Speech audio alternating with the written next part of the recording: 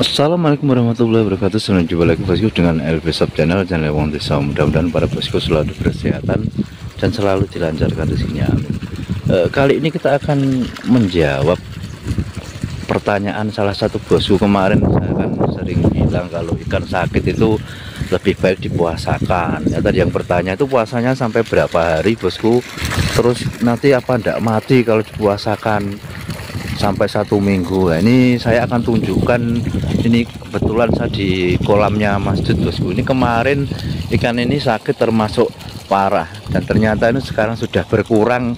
Jadi sakitnya itu sudah mending ya, tetap ada yang mati, cuman tidak seperti yang kemarin. Kalau yang kemarin ini yang panen gagal total itu bosku. Jadi ikan 6.000 atau 5.000 itu cuman dapat 2 kental setengah.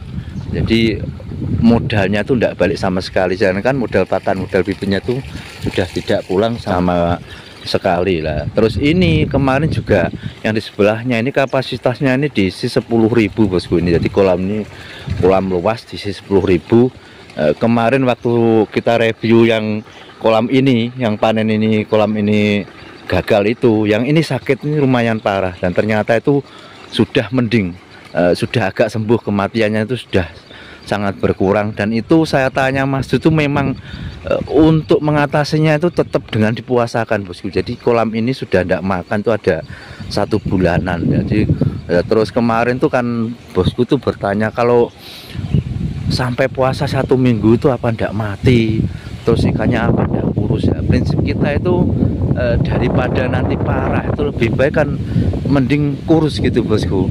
Tapi kalau sebenarnya kalau ikan itu kalau cuma ndak makan 1 minggu 2 minggu itu ndak masalah. Jadi masalah puasanya itu nanti tergantung dengan tingkat keparahannya. Nah, ini seperti ini masih ada yang mati, cuman ndak begitu banyak bosku. Kalau kemarin tuh merata saya lihat itu ikan itu banyak yang mengambang di atas, artinya itu ngantang, jadi di permukaan. Terus penyebabnya kalau yang kolam ini itu memang kebanyakan makan. Saya lihat itu untuk matanya itu banyak yang bengkak, terus naik ke atas diiringi dengan insannya itu biasanya keluar angin, jadi perumpus gitulah. Itu kemarin rowata banyak sekali, kemudian dipuasakan dan sudah tidak makan hampir 1 bulanan. Itu tidak masalah bosku.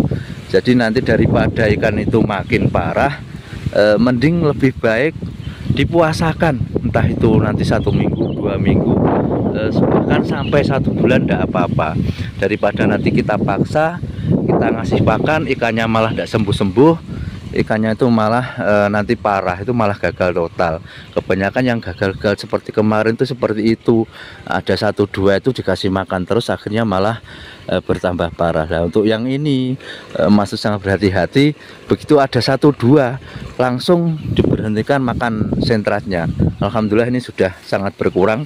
Kemarin kematiannya juga lumayan banyak, terus ikan yang di atas tuh banyak sekali bosku. Nah, ini sudah sangat berkurang, artinya ikan ini sudah mulai tahap penyembuhan. Tapi untuk puasanya itu ya ada sekitar hampir 1 bulan ada kemungkinan, ini itu tidak masalah. Jadi bosku itu kalau ikan dipuasakan jangan takut ikan itu mati, nanti mati kelaparan, nanti malah kurus. Kurus itu pasti kalau tidak makan 1 bulan, tapi nanti kan tetap bisa pulih kembali daripada kita kasih makan tapi makin parah, itu loh bosku. Dan terus bagi yang tidak tega, maksudnya itu, maaf ini anginnya kenceng sekali bosku, kalau yang tidak tega itu bisa dikasih makan tapi dijaraki bosku, jangan terlalu sering. Umpamanya keadaan ikan sedang sakit ya, nanti 1 minggu sekali atau 5 hari sekali lah paling tidak dikasih makan, tapi tidak usah banyak-banyak, yang penting merasakan makan gitu aja. Porsinya tuh umpamanya biasanya itu makan 5 kilo ya, dikasih 1 kilo ada tidak masalah, cuman ya jangan tiap hari, paling tidak 1 minggu. Yang bagus itu paling tidak 1 minggu, nanti dikasih lagi 1 minggu, itu bertahap. Kalau saya biasanya itu yang saya memang saya usahakan tega, maksudnya tega sama sekali tidak saya kasih makan. Nah, itu nanti akan lebih cepat dalam tahap penyembuhannya. Soalnya kalau posisi sudah sakit begini biasanya kita pakai obat macam-macam tuh kan obatnya tuh rata-rata dibibis lewat makanan bosku. Itu kan nanti itu yang sakit tuh juga tidak mau makan gitu loh. Jadi dikasih makan itu juga percuma, soalnya yang sakit tidak mau makan, dan paling yang makan tuh yang belum merasa terkena sakit itu juga tidak begitu lahap.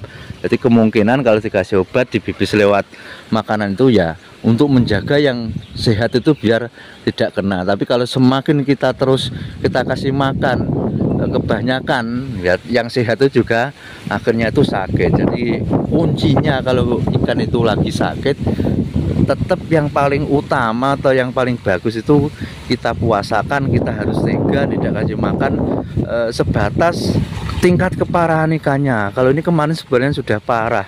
Waktu saya bikin video yang di sana itu, ini yang di atas itu merata lah seperti ini bosku.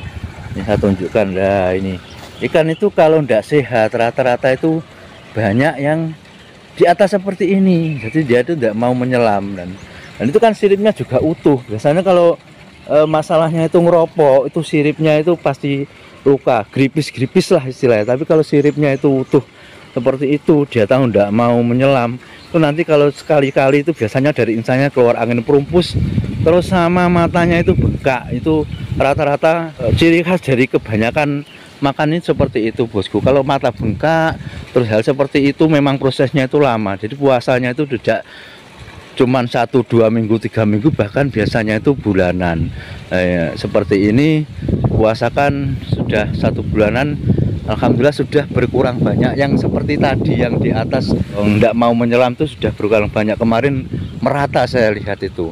Dan memang untuk mengantisipasinya itu Mas Dut tetap metodenya itu sama dengan saya, soalnya ilmunya juga sama. Sering kita itu diskusi, kita sering ngobrol masalah penyakit ikan tuh bagaimana menanganinya. Itu memang dari pengalaman rata-rata seperti itu.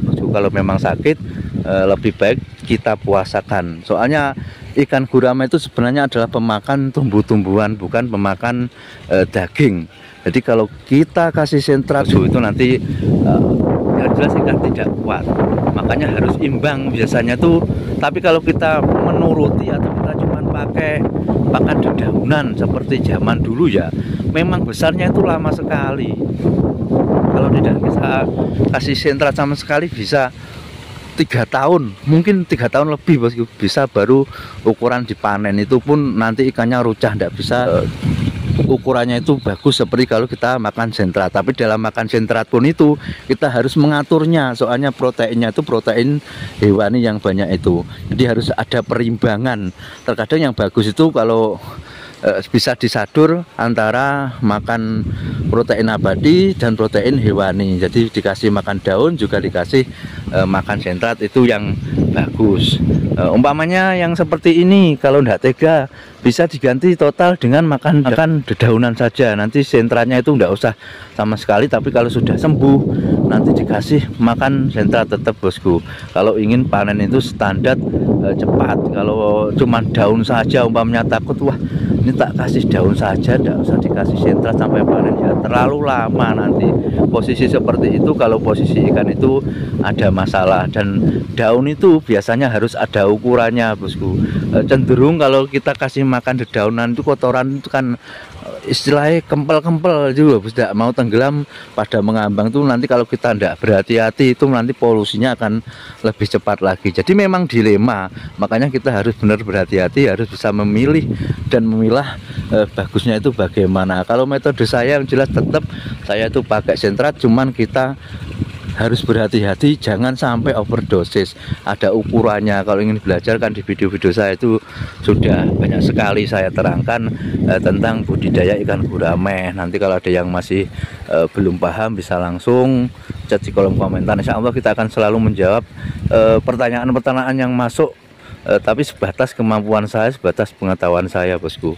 Jadi intinya kalau kita punya atau mengalami ikan itu posisi sakit, obat yang utama itu tetap kita puasakan. Ini coba dihitung sama Mas Dut, yang jelas sudah berkurang banyak, tidak seperti kemarin bosku. Mungkin mulai mau dikasih pakan. Nanti kalau sekiranya sudah mending dikasih pakan, tapi kalau saya tuh mending biar sembuh sama sekali bos. Kalau masih ada 1-2 ndak usah dikasih pakan, nanti akan lebih parah lagi. Jadi yang bagus itu tetap kalau sudah total sembuh baru dikasih pakan. Enak piro jan?